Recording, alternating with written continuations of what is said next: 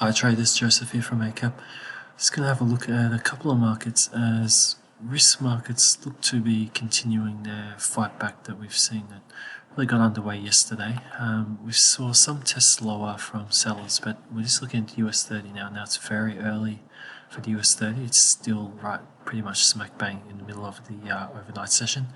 So very early signs, but slightly positive signs as well. So we can see this move down that has been rejected. This is on the back of yesterday's move. So if that does continue to play out this way and it is a failed move by sellers, this could feed buying demand and possibly we could see a new extension higher tonight, really basing up a continuation. Now the only worry is if we do measure the trend line, there is a break, and do need to keep that in mind that if this level here breaks, then there could be more overhead pressure coming from sellers.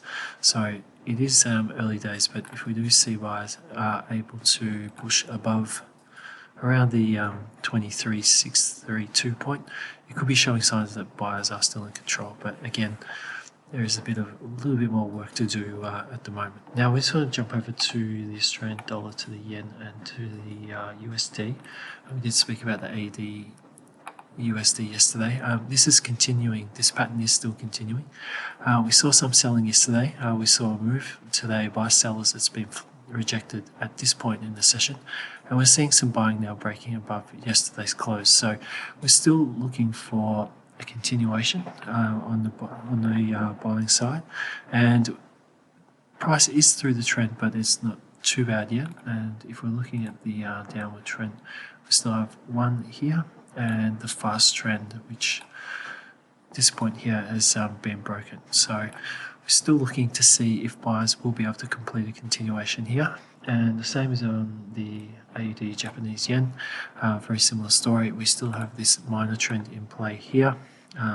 Possibly you could say it's broken, but it still probably has a little bit more work to do. But again, we're seeing that support coming from a 67.60 point.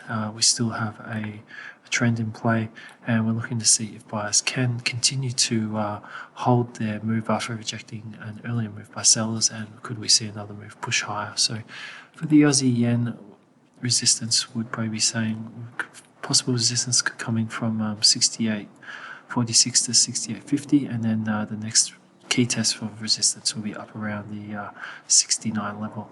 And onto the Aussie, there's some minor resistance here, but the next main possible resistance coming from 63.64 if buyers can move higher.